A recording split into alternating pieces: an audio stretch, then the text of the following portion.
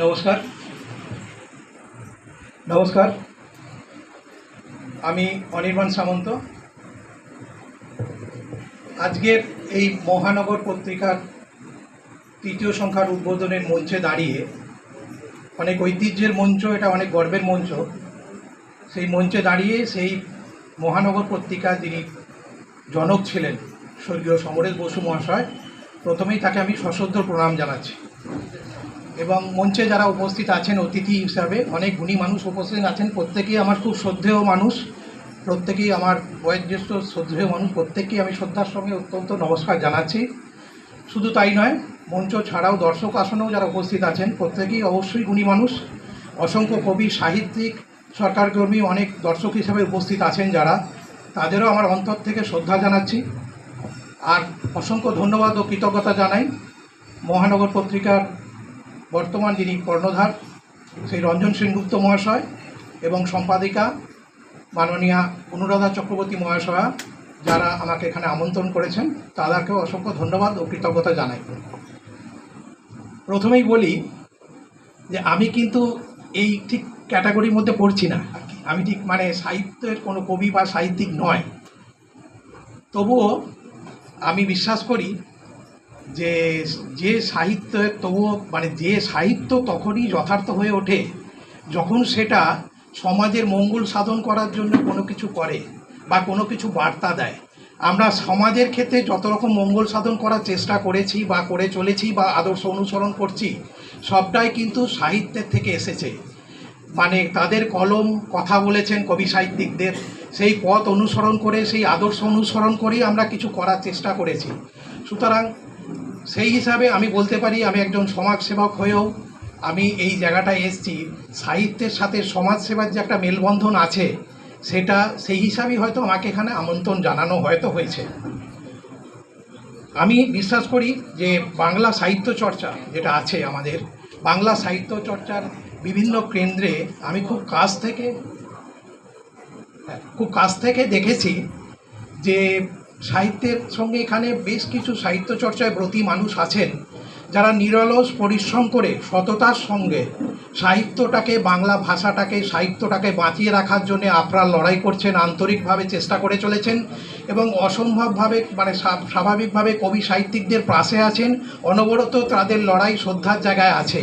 কিন্তু এখন দেখা যায় বিভিন্ন ক্ষেত্রে দেখা যাচ্ছে একটা অন্যরকম অনুভূতিও আসছে। এখনকার যারা কবি বা সম্মেলন বা সাহিত্য সম্মেলন বলুন, সাহিত্যের সঙ্গে সঙ্গে কিন্তু এটা একটা অন্য দিকে ব্যবসায়িক পর্যায়েও নিয়ে যাওয়া হচ্ছে, আপনারা বলতেই পারেন। কারণ দেখা যায় যে হয়তো গুণগত মান বা চর্চা না করেই, সাহিত্যের কোনো আছে কি না আছে সেটা বিবেচনা না করেই সাহিত্যটাকে অন্য পর্যায়ে কোনো কবি সাহিত্যিক যদি না সে গুণগত মানের বিচার না করেই সাহিত্যটাকে হয়তো একটা পুরস্কারের জায়গায় নিয়ে যাওয়া হচ্ছে, অর্থনৈতিকভাবে সেটাকে একটা ব্যবহার করা হচ্ছে। কিন্তু আমাদের মনে রাখতে হবে যে এই বাংলায় যারা অনেক কবি, সাহিত্যিক, গুণী মানুষ কিন্তু জন্ম নিয়েছেন, যারা কিন্তু সাহিত্যটাকে বাঁচিয়ে রাখার জন্যে, সাহিত্যের জন্যে অ্যাকচুয়াল সাহিত্য যাকে বলে, সেই সাহিত্যের স্রষ্টা হিসাবে যদি আমরা বলি, বাংলা ভাষাকে কিন্তু সাহিত্য চর্চার প্রাণকেন্দ্র হিসাবে আমরা যতক্ষণ না সেটাকে প্রতিষ্ঠিত করতে পারছি বিশ্বের দরবারে, আজ থেকে বহুদিন আগে 113 বছর আগে রবীন্দ্রনাথ ঠাকুরের মধ্যে দিয়ে বোধহয় আমরা সেটা প্রতিষ্ঠিত করতে পেরেছিলাম। বহুদিন বোধহয় সেই সুযোগটা আমাদের আসেনি। আমাদের হাতে সব সুযোগই আছে, সমস্ত প্রতিভা আছে, সমস্ত কিছু থাকা সত্ত্বেও বোধহয় কোনো কারণে আমরা সেই জায়গাটা থেকে, এখানে অনেক সিনিয়র মানুষরা পড়ে আসেন, তারা বোধহয় আরও আমার থেকে ভালো বলতে পারবেন, যারা শ্রদ্ধেয় মানুষ আছেন, যে বোধহয় আমরা সেই জায়গাটা বোধহয় আস্তে আস্তে হারিয়ে ফেলছি।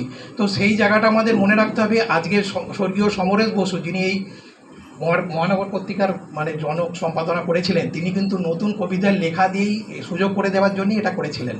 সেই জায়গাটা কিন্তু আজকে আবার আমরা সেই ঐতিহ্য আমরা ফিরে পড়তে মাথায় রাখতে হবে। কিন্তু সেই জায়গাটা আমরা প্রতিষ্ঠিত করতে না গিয়ে হারিয়ে না যাই, সেই জায়গাটা কিন্তু আমাদের লেখার দিকটাও আমরা মাথায় কিন্তু আমাদের রাখতে হবে। তবে আমি আরেকটা জিনিস বলবো, একজন কবি সমাজসেবক হিসেবে আমি আরেকটা জিনিস বলতে পারি, যে সমাজসেবক হিসাবে এইটুকুই বলবো যে যথার্থ একজন সাহিত্য, তখন একজন মানুষ, সাহিত্যিক বা কবি যেই হন, উনি যথার্থ একজন কবি বা সাহিত্যিক তখনই হয়ে উঠবেন যখন তার সাহিত্য সমাজসেবাকে ছোঁবে। আমরা দেখেছি, আমার বাড়ির কাছেই শরৎচন্দ্রের বাড়ি, তো শরৎচন্দ্রের বাড়িতে শরৎচন্দ্রের যে সময় রামের সুমতি বলুন, মাহেশ বলুন, যেগুলো পড়তে গেলে আমাদের মানে এখনও চোখ দিয়ে জল পড়ে। সে সাহিত্য এমন সাহিত্য হয়ে উঠুক, বা এমন কবিতা কেউ লিখুন যারা কোনোদিনও কবিতা পড়েনি, পড়তে ভালোবাসে না, যারা সাহিত্য পড়তে ভালোবাসে না, যারা আমার মনে হয় এখান থেকে আমরা দূরে সরে যাচ্ছি, তারা যেন সেই হৃদয় দিয়ে সেটা অনুভব করে, তারা যেন বইটা টেনে নিয়ে সেটা পড়েন, যে সেই সাহিত্যের সঙ্গে বাস্তবের অন্তত ছোঁয়াটা থাক, সমাজের অন্তত কোনো মিল থাক, সেই জায়গাটা অন্তত তৈরি হোক। শরৎচন্দ্র যেমন খুব নিচু অসহায় দুস্থ মানুষদের নিয়ে লিখেছিলেন, বঙ্কিমচন্দ্র যেমন লিখেছিলেন যে উচ্চবিত্ত মানুষদের নিয়ে লিখেছিলেন, সেই জায়গাটা বাস্তবের ছোঁয়াটা থাক, সেই জায়গাটা এক এক করে থাকতে থাক। আমি মানে সমাজের সঙ্গে সম্পর্কটা থাক। আমি সমাজসেবার হয়তো কাজ করেছি, কোভিড পিরিয়ড বলুন, আমফান পিরিয়ড বলুন, ইয়াস পিরিয়ড বলুন, মানুষের কাছে শুধু খাদ্য, বস্ত্র, বাসস্থান পৌঁছে দিইনি, আমরা দিয়েছি, কিন্তু প্রকৃতির ভারসাম্য রক্ষারও চেষ্টা করেছি, সংগঠন দলগতভাবেও চেষ্টা করেছি, এককভাবেও যতটা পারছি চেষ্টা করেছি, এবং জীবজন্তু যারা অবলা জীব, যারা কোভিড পিরিয়ডে রেলে ট্রেন বন্ধ ছিল, বাস বন্ধ ছিল, যারা খেতে পায়নি, যাদের খাবার মানুষরাই দিতাম আমরা, তাদেরও খাবার ব্যবস্থা যতটা সাধ্য মতো পেরেছি চেষ্টা করছি। এরকম নয় যে আমি খুব বড় সমাজসেবক, এটা ভুল কথা।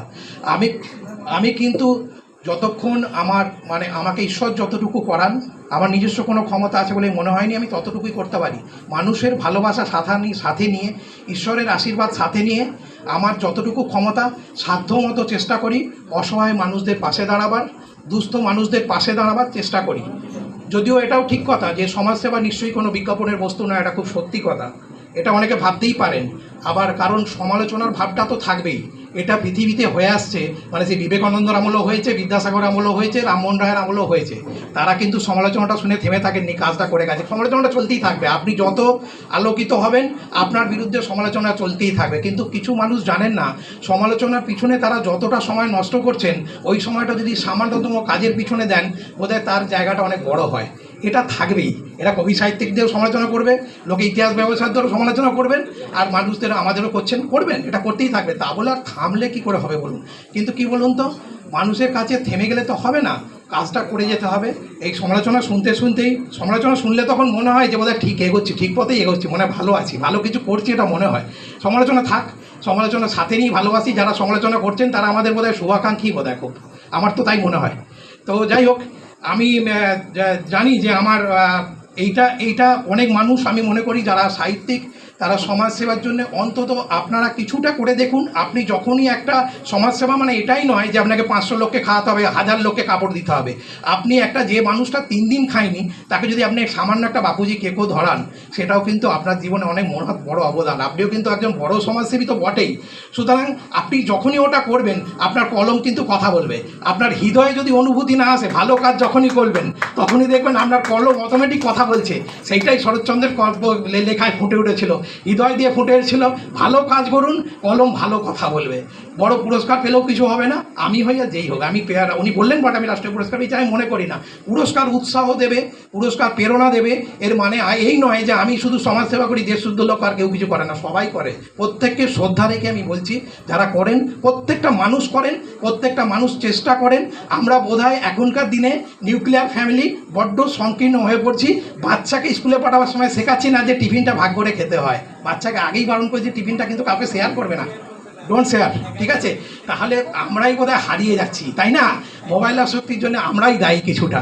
আমরা আর মা ঠাকুমার সেই রামায়ণ মহাভারতের গল্পটা কেউ শোনে না, যদিও থাকা সম্ভব না। হয়তো বলবেন যে মা ঠাকুমারা আগের দিনের মতো নেই, তারাও অনেক খিটখিটে হয়ে গেছেন, তারাও আর নাতিদের পড়াশোনা করতে দেন না, বলতেই পারেন এখানে।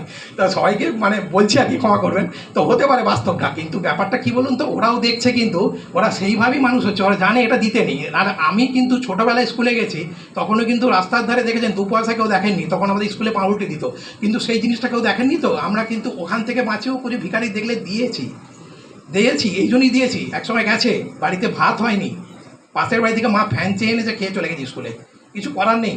কিন্তু তখন মায়ের ওপর রাগ হতো, এই অবস্থায় তুমি কে কার মেয়ের বিয়ে হয়নি, তুমি একটা আলতা সিঁদুর কাপড় দিয়ে দিলে, আমরা খেতে পাচ্ছি না, ওখানে দিয়ে দিল। এখন মনে হয় বোধহয় ঠিক করেছিলেন কাজটা। আমার মাকে এখন ধন্যবাদ জানাই, কারণ দিয়ে যে আনন্দ পাওয়া যায়, পেয়ে তা আনন্দ পাওয়া যায় না। মনে পড়ে রবীন্দ্রনাথের কৃপণ কবিতা, আজ তোমায় কেন দিনই আর সব শূন্য করে। ঠিক আছে, তো আপনারাও ভালো থাকুন, প্রত্যেকে ভালো মানুষ। আমরা আশা করছি আপনাদের মধ্যে যারা বসে আছেন অবশ্যই আমরা আবার 113 বছর আগে রবীন্দ্রনাথ নজরুল বা কাউকে অবশ্যই ফিরে পাবো। আজকের মঞ্চ থেকে হয়তো আমাদের সেদিনটা দেখতে পাবো, গর্বে বুক ফুল উঠবে যে বাঙালির ঐতিহ্যকে, বাঙালির সংস্কৃতিকে, বাংলা ভাষার বাচ্চাকে বাঁচিয়ে রাখার যে চেষ্টা আমরা করছি, সেই জায়গাটা বোধহয় আমরা আজকে আবার ফিরে পেলাম। আপনাদের মধ্যে কেউ উঠে আসুক সেই রকম চেতনা। আর আজকে যারা মহানগর পত্রিকার জন্য এগিয়ে চলার পথে রইল, অনেক শুভেচ্ছা শুভকামনা।